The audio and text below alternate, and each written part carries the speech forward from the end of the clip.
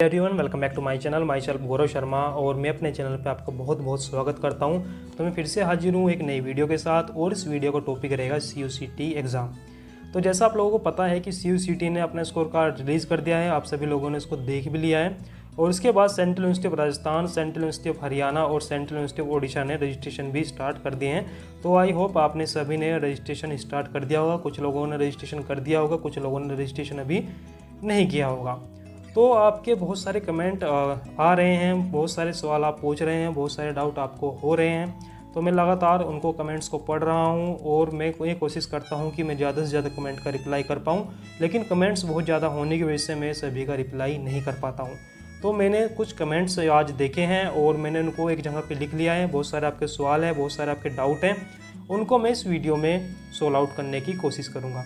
इससे पहले एक रिक्वेस्ट मैं आपसे करना चाहता हूं कि आप प्लीज़ वीडियो को कंप्लीट देखा कीजिए, क्योंकि आप वीडियो को कंप्लीट नहीं देखते हो उससे पहले ही आप कमेंट करना स्टार्ट कर देते हो, जिससे आपको पूरी इन्फॉर्मेशन नहीं मिल पाती है और आप कमेंट में मुझसे क्वेश्चन करना स्टार्ट कर देते हो। तो प्लीज़ आप वीडियो को कंप्लीट देखा कीजिए। उसके बाद अगर आपको कोई डाउट रह जाता है तभी आप कमेंट सेक्शन में कमेंट कीजिए, ठीक है। तो चलिए मैं स्टार्ट कर लेता हूँ। कुछ क्वेश्चन मेरे पास हैं जो आपने कमेंट्स में मुझसे पूछे हैं। तो आज 1 बाय 1 मैं बहुत सारे क्वेश्चन का आपका आंसर करूंगा और आपके सभी डाउट लगभग यहाँ से क्लियर हो जाएंगे। तो चलिए सबसे पहला जो कमेंट मेरे पास आया है, जो क्वेश्चन आपने पूछा है कि सर हमारे पास कास्ट सर्टिफिकेट नहीं है तो हमें क्या करना चाहिए।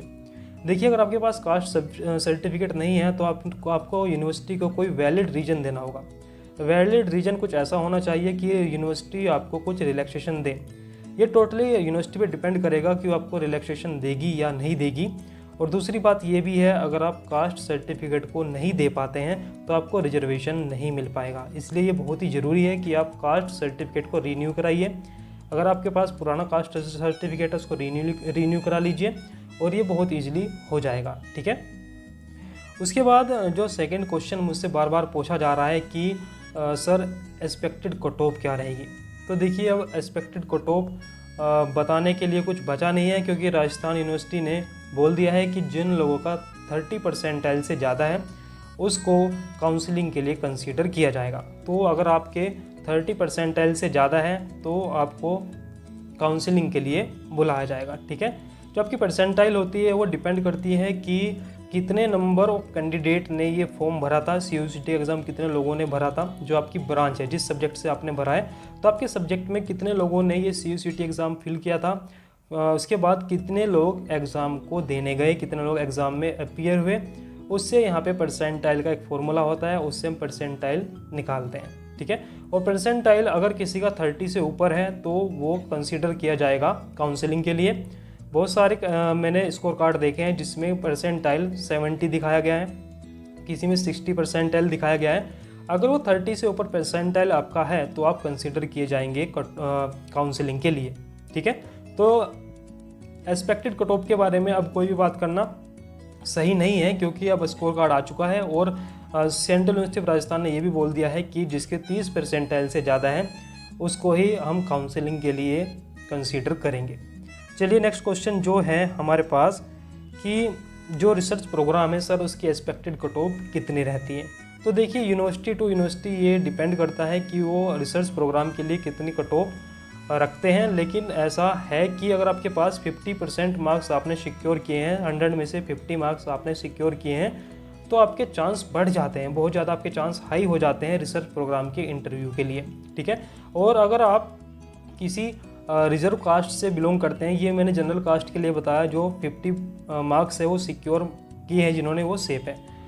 SC ST और जो OBC के हैं वो उससे थोड़ा बहुत कम लगा सकते हैं आइडिया, लेकिन 50% जो 50 नंबर्स हैं वो क्या हैं, सेफ मार्क्स हैं रिसर्च प्रोग्राम के इंटरव्यू के लिए। चलिए, जो नेक्स्ट क्वेश्चन है कि सर रजिस्ट्रेशन का कोई वहाँ पे ऑप्शन नहीं है रिसर्च प्रोग्राम के लिए सेंट्रल यूनिवर्सिटी ऑफ राजस्थान में। तो देखिए, ऐसा होता है जब सेंट्रल यूनिवर्सिटी ऑफ राजस्थान में आप रिसर्च प्रोग्राम के लिए CUCT एग्ज़ाम देते हैं, अगर आपका स्कोर कार्ड जो कट ऑफ है उससे ऊपर होता है तो आपको एक ईमेल यूनिवर्सिटी भेजती है या फिर आपको एक मैसेज किया जाता है कि आप एलिजिबल है, आप इंटरव्यू के लिए आइए। आपको वहाँ पे प्लेस भी बता दिया जाता है कि कौन से प्लेस पे आके आपको इंटरव्यू देना है। तो इसके लिए रजिस्ट्रेशन नहीं करना होता है। ये सिर्फ मैं बात कर रहा हूँ सेंट्रल यूनिवर्सिटी ऑफ राजस्थान की। तो उसमें क्या है कि आपको ईमेल या फिर फ़ोन नंबर पे आपके मैसेज आ जाएगा कि आपको इंटरव्यू के लिए सिलेक्ट किया गया है। ये जो नेक्स्ट क्वेश्चन आपका आया है कि जो central university of south Bihar है उसकी काउंसलिंग कब से स्टार्ट होगी। तो देखिए, जो सेंट्रल यूनिवर्सिटी ऑफ राजस्थान क्या है उसकी जो काउंसलिंग है वो ऐसा हो सकता है कि 2 से 3 दिन के अंदर वे काउंसलिंग स्टार्ट कर दें। तो आप ज़्यादा परेशान नहीं होइए, 2 से 3 दिन के अंदर यहाँ पे आप जाके क्या कर सकते हैं, वहाँ पे रजिस्ट्रेशन करेंगे। वे अपने रजिस्ट्रेशन पोर्टल को ओपन कर देंगे और आपने वहाँ पे जाके रजिस्ट्रेशन कर देना है। चलिए नेक्स्ट क्वेश्चन मैं ले लेता हूँ कि डॉक्यूमेंट सर हमारे पास अभी कंप्लीट नहीं है। हमारे पास माइग्रेशन सर्टिफिकेट नहीं है सर, हमारे पास ट्रांसफ़र सर्टिफिकेट नहीं है, और बहुत सारे सर्टिफिकेट आप बोल रहे हैं कि हमारे पास वो अवेलेबल नहीं है। तो उस केस में आपने क्या करना है, देखिए जो आपका कास्ट सर्टिफिकेट है वो आपको देना पड़ेगा, क्योंकि वो बहुत ही ज़्यादा इम्पोर्टेंट है, क्योंकि उसके बिना आपको रिजर्वेशन नहीं मिल पाएगा। देखिए, आपने कुछ डॉक्यूमेंट देने हैं 31 दिसंबर तक, 31 दिसंबर तक आपको कुछ डॉक्यूमेंट ज़रूर सबमिट करने होंगे, और कुछ जो डॉक्यूमेंट है आप उसको 31 मार्च तक भी जमा कर सकते हैं। ठीक है, डॉक्यूमेंट्स की डिटेल मैंने आपको एक वीडियो में बताई थी, आप उस वीडियो को जाके देख सकते हैं। मैंने उसमें बताया था कि कौन कौन से डॉक्यूमेंट इम्पोर्टेंट है और वे डॉक्यूमेंट आपको कहाँ से मिलेंगे। ठीक है, बहुत सारी चीज़ें मैंने आपको उसमें डिटेल में बताई है। वो डॉक्यूमेंट से रिलेटेड एक वीडियो है, COCT से रिलेटेड जो डॉक्यूमेंट हमको रिक्वायर होंगे एडमिशन के लिए, उसके लिए मैंने एक अलग से वीडियो बनाया था। आप उस वीडियो को जाकर जरूर देखिए, आपको आइडिया हो जाएगा कि कौन कौन से डॉक्यूमेंट है जो हमको रिक्वायर होंगे। तो चलिए नेक्स्ट क्वेश्चन देख लेते हैं। नेक्स्ट क्वेश्चन है कि सर मेरिट लिस्ट कब आएगी। तो देखिए भाई, मेरिट लिस्ट कब आती है, आपने पहले रजिस्ट्रेशन करना है, रजिस्ट्रेशन के बाद आपकी काउंसलिंग होगी, और आपको पता ही है इस बार जो काउंसलिंग हो रही है वो कैसे हो रही है, ऑनलाइन हो रही है। ऑनलाइन काउंसलिंग होने के बाद आपको इन्फॉर्म किया जाएगा कि आप सिलेक्टेड हो या नहीं है। उसके बाद एक मेरिट लिस्ट बनाई जाएगी जिसमें सिलेक्टेड कैंडिडेट का नाम डाला जाएगा। तो सबसे पहले होगी काउंसलिंग, काउंसलिंग के बाद बनेगी मेरिट, मेरिट में आपका नाम आएगा। अगर आप सिलेक्टेड हो पाते हैं काउंसलिंग के बाद तो मेरिट में आपका नाम आ जाएगा। अगर पहली मेरिट लिस्ट लगने के बाद कुछ सीटें वैकेंट रह जाती है तो सेकंड मेरिट लिस्ट लगाई जाएगी, और अगर सेकंड मेरिट के बाद भी कुछ सीटें वैकेंट रह जाती है तब तीसरी मेरिट लिस्ट भी लगाई जाएगी। ठीक है, तो ये डिपेंड करेगा कि मेरिट के बाद नंबर ऑफ वैकेंट सीट बचती है या नहीं बचती है। अगर बचती है तो आपको बुला लिया जाएगा। जिन बच्चों के स्कोर कार्ड में बहुत कम मार्क्स हैं वो परेशान ना होए, और वे 2 से 3 मेरिट लिस्ट का ज़रूर वेट करें, वो एकदम से क्विट ना करें, उनका भी चांस है। जिन लोगों ने अच्छे स्कोर किया है उनका पहली मेरिट लिस्ट में आने का चांस है। चलिए नेक्स्ट क्वेश्चन मैं यहाँ पे ले लेता हूँ। नेक्स्ट क्वेश्चन में पूछा जा रहा है कि सर जो रजिस्ट्रेशन है उसके लिए कितने मार्क्स होने चाहिए। कुछ लोग मुझसे पूछ रहे हैं कि सर रजिस्ट्रेशन हमें करना है तो कितने मार्क्स होने चाहिए। तो देखो, जैसे कि मैंने आपको पहले ही बता दिया है कि अगर आपने सेंट्रल यूनिवर्सिटी ऑफ राजस्थान में रजिस्ट्रेशन करना है तो आपके पास 30 परसेंटाइल होनी चाहिए। ठीक है, जो आपके परसेंटाइल का फॉर्मूला होता है वो होता है 100 इंटू नंबर ऑफ कैंडिडेट जितने अपीयर हुए हैं एग्ज़ाम में और उनका रो स्कोर क्या रहा है। उसके बाद उसको हम डिवाइड कर देते हैं टोटल नंबर ऑफ कैंडिडेट जिन्होंने एग्ज़ाम के फॉर्म को फिलअप किया था। उससे हम क्या निकालते हैं, परसेंटाइल निकालते हैं। और परसेंटाइल निकलने के बाद आपको अगर आपकी परसेंटाइल 30% आ रही है तो आपको कट ऑफ आपको काउंसलिंग के लिए बुलाया जाएगा, आप रजिस्ट्रेशन कर सकते हैं। ऐसे बच्चे जिनके 30 परसेंटाइल नहीं है वो सेंट्रल यूनिवर्सिटी ऑफ राजस्थान के लिए अप्लाई नहीं कर सकते हैं, रजिस्ट्रेशन वहाँ पे नहीं कर सकते हैं। चलिए जो नेक्स्ट क्वेश्चन है कि सर अगर हम रजिस्ट्रेशन कर देते हैं और हम फीस भी डिपॉजिट कर देते हैं, और तो अगर हमारा किसी और यूनिवर्सिटी में हो जाए और अगर हमें छोड़ना है वहाँ पे यूनिवर्सिटी, तो हमें फ़ीस रिफ़ंड होगी कि या नहीं होगी। तो देखिए, आपको फ़ीस तो रिफ़ंड हो जाएगी लेकिन इसमें बहुत टाइम लगता है। दूसरी बात, आपको जो रजिस्ट्रेशन की फ़ीस है वो आपको रिफ़ंडेबल नहीं होगी, आपको रजिस्ट्रेशन की फ़ीस वापस नहीं होगी।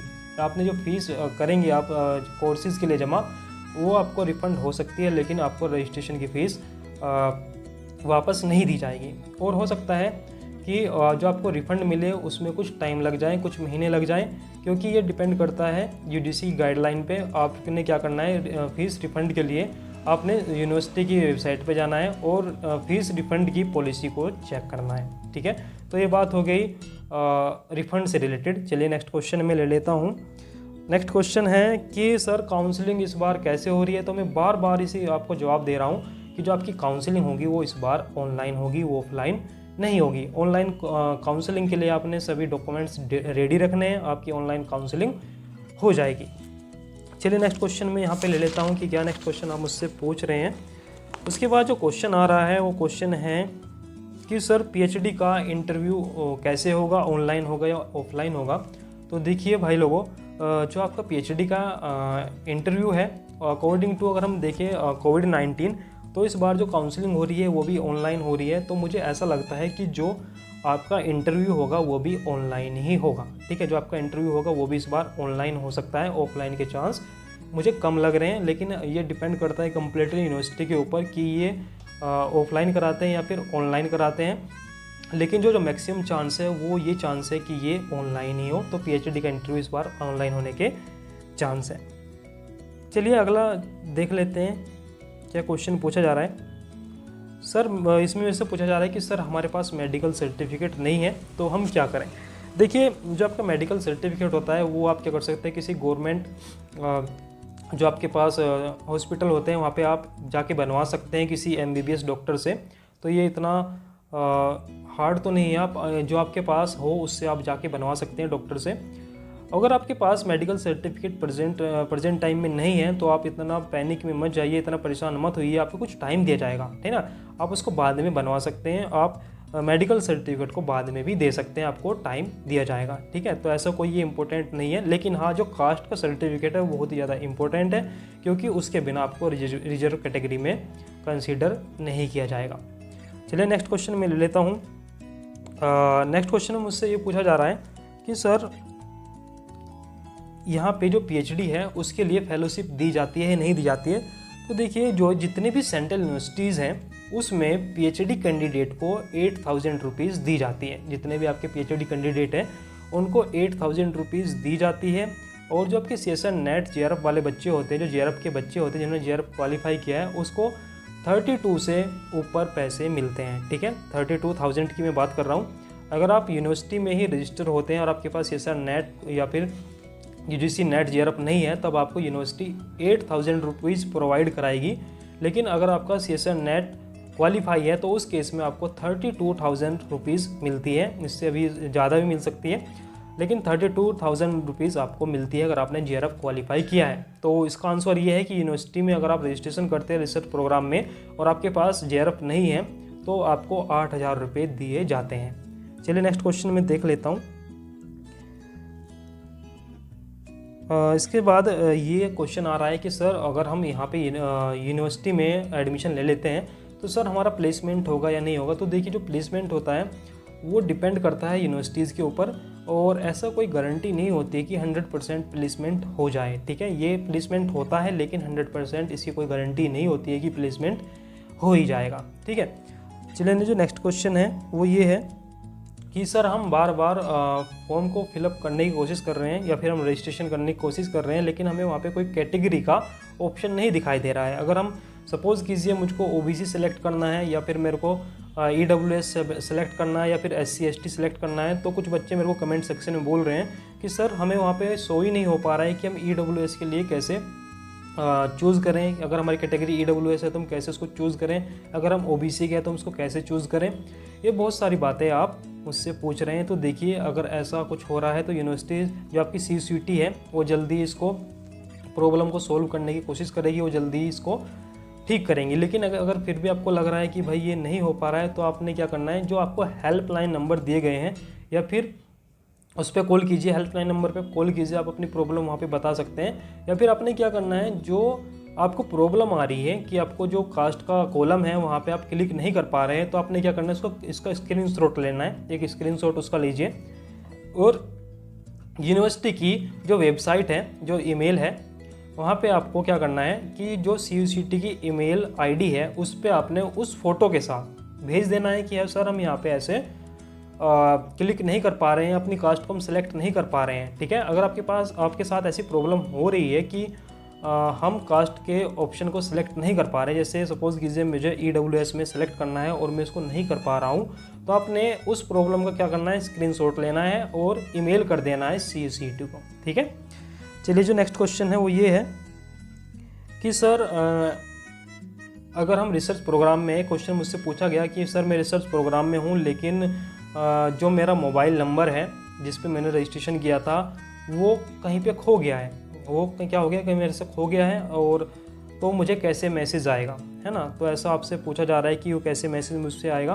तो देखिए भाई, इसका कोई सॉल्यूशन नहीं है। अगर आपने नंबर, जिस मोबाइल नंबर को स्टार्टिंग में रजिस्टर किया था और वो नंबर आपसे खो गया है, तो इस पर यूनिवर्सिटी का कोई फॉल्ट नहीं है, इसमें यूनिवर्सिटी कुछ भी नहीं कर सकती, ठीक है। इसमें यूनिवर्सिटी कुछ नहीं करेगी क्योंकि ये आपकी जिम्मेदारी थी, आपको ये संभाल के रखना था। हाँ, अगर वो आपको ईमेल पे भेजे तो अच्छी बात है। अगर मोबाइल नंबर पे आपको मैसेज भेज रहे हैं और मोबाइल नंबर आपके पास नहीं है तो इसमें आपकी ही गलती है, यूनिवर्सिटी कोई गलती नहीं है, और इसके लिए यूनिवर्सिटी रेस्पॉन्सिबल बिल्कुल भी नहीं होगी, ठीक है। चलिए नेक्स्ट क्वेश्चन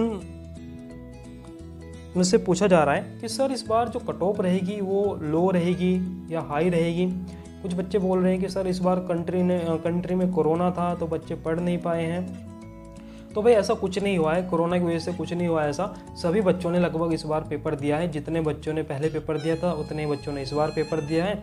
तो लगभग 60 से ऊपर % बच्चों ने पेपर दिया है, और इसका मतलब ये है कि जितना हर बार बच्चे पेपर देते थे इतना ही इस बार दिया है, तो बच्चे कम नहीं हुए हैं। तो मेरे हिसाब से कट ऑफ में कोई ज़्यादा फर्क नहीं पड़ेगा, 2-3 नंबर ऊपर नीचे हो सकते हैं, लेकिन ये ऐसा नहीं होगा कि आपका 10-20 नंबर का गैप आ जाएगा, ऐसा कुछ नहीं होगा, क्योंकि बच्चे इतने ही थे जिन्होंने एग्ज़ाम दिया जितने पहले होते थे, ठीक है। कोई ज़्यादा इसमें कम कैंडिडेट नहीं थे। तो इस बार जो कैंडिडेट थे वो भी पहले जितने ही थे, तो कट ऑफ भी लगभग उतनी रहेगी। हाँ, कुछ चेंज आ सकता है, 2-4 नंबर का चेंज आ सकता है, लेकिन ऐसा नहीं होगा कि 20-30 नंबर का चेंज आ जाए, ऐसा यहाँ पे कुछ भी नहीं होगा।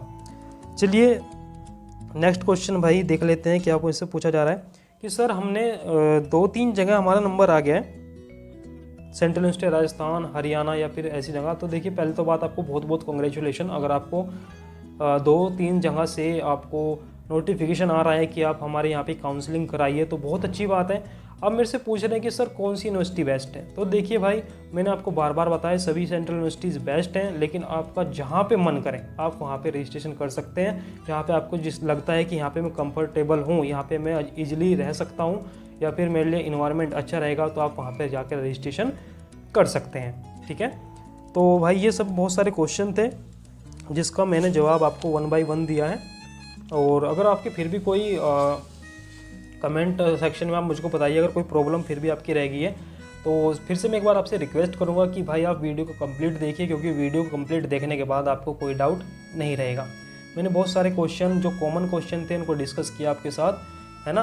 मेरिट लिस्ट के बारे में मैंने बताया आपको, एडमिशन के बारे में लगभग कंप्लीट बता दिया है। और कुछ बच्चों का ये भी मेरे पास कमेंट आ रहे थे कि सर हम रजिस्ट्रेशन कैसे करें। तो देखिए, इससे पहले मैंने कल एक वीडियो बनाया था, उसमें मैंने कंप्लीट जानकारी दी थी कि कैसे आप अपने आप को रजिस्टर कर सकते हैं काउंसलिंग के लिए। तो आपने वो वीडियो को ध्यान से देखना है। वीडियो 5 मिनट का है, आप उसको स्किप मत कीजिएगा, क्योंकि आप स्किप करते हैं फिर आपको कुछ चीज़ें पता नहीं चल पाती, फिर आप क्या करते हैं कमेंट में वो चीज़ें लिखते हैं, तो फिर बार बार वही क्वेश्चन रिपीट आप करते हैं। मैं आंसर उनका पहले वीडियो में दे चुका होता हूँ, लेकिन आप क्वेश्चन वही करते हैं, क्योंकि आप क्या करते हैं वीडियो को 5, 10, 15 सेकेंड या फिर 1 मिनट देखते हैं, फिर वीडियो को आप स्किप कर देते हैं। उससे आपको सभी क्वेश्चन के आंसर नहीं मिल पाते हैं। तो आप प्लीज़ ऐसा ना कीजिए, वीडियो को कंप्लीट देखिए ताकि आपके सारे डाउट क्लियर हो जाएं। तो भाई ये सब था हमारे CUCT से रिलेटेड डाउट के बारे में। अगर आपका फिर भी कोई डाउट रहता है तो आप प्लीज़ मुझे कमेंट सेक्शन में लिख सकते हैं, और आप प्लीज़ चैनल को सब्सक्राइब कर लीजिए ताकि आपको आने वाली सभी नोटिफिकेशन मिलती रहे। CUCT से जो भी नोटिफिकेशन आते हैं मैं उसको अपलोड कर देता हूँ वीडियो से वीडियो बनाकर, और सभी जो अपडेट रहती है उनको भी मैं सबसे पहले अपडेट यहाँ पे देता हूँ। तो आप प्लीज़ चैनल को सब्सक्राइब कर लीजिए ताकि आपसे कोई भी पॉइंट मिस ना हो पाए। So thank you very much, और आप सभी को ऑल द वेरी बेस्ट, और खुश रहिए, स्वस्थ रहिए, गुड लक, थैंक यू।